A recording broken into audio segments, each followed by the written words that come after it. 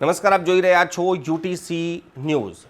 રાજકોટમાં પરસોત્તમ રૂપાલાએ એક નિવેદન આપ્યું। રાજપૂત સમાજ નારાજ થયો અને આ નારાજગી જ્યાં પરસોત્તમ રૂપાલા પૂરતી હતી, હવે રાજપૂત સમાજે વિશ્વની સૌથી મોટી પાર્ટી એટલે ભારતીય જનતા પાર્ટીને અલ્ટિમેટમ આપી દીધું છે।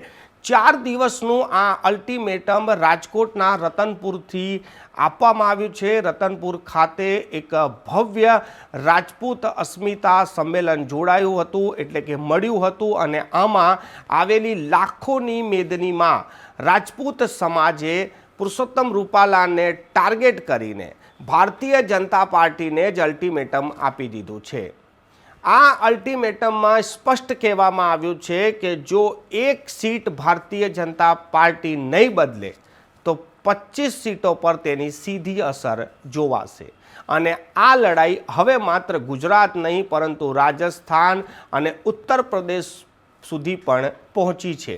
રાજસ્થાનની ચૂંટણીઓને પણ આ પ્રભાવિત કરી શકે છે, કેમ કે રાજપૂત મતદારોની સંખ્યા ખૂબ મોટી છે।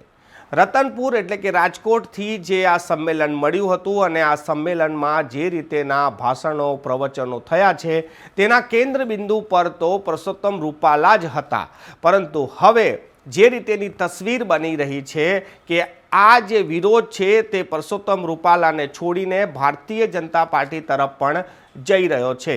રાજપૂત સમાજના અગ્રણીઓએ આ મંચો પર ઊભા થઈને જે રીતેનું ભાષણ કર્યું છે તેમાં સ્પષ્ટ દેખાય છે કે તેઓ ભારતીય જનતા પાર્ટીને જ પસંદ કરે છે, વડાપ્રધાન નરેન્દ્ર મોદીને જ પસંદ કરે છે, પરંતુ જે ભારતીય જનતા પાર્ટીને તેઓ વર્ષોથી જીતાડતા આવ્યા છે, તેમને મત આપતા આવ્યા છે, પરંતુ તેઓ આજે તેમની સામે ઊભી નથી રહી। તેઓ પુરુષોત્તમ રૂપાલાની સાથે ઊભી છે અને આ જ નારાજગી હવે રાજપૂત સમાજમાં પણ દેખાઈ રહી છે।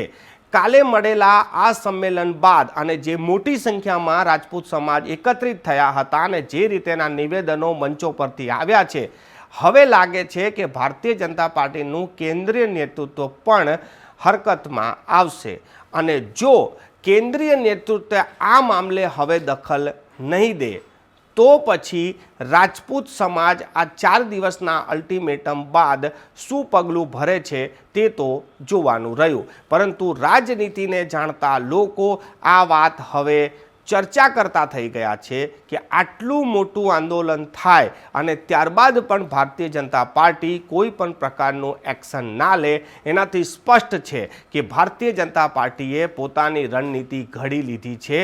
આ વિરોધ બાદ પણ પુરુષોત્તમ રૂપાલાને સ્ટાર પ્રચારકની યાદીમાં પણ નાખી દેવામાં આવ્યા છે। તેનાથી રાજપૂત સમાજની નારાજગી હજી વધી ગઈ છે।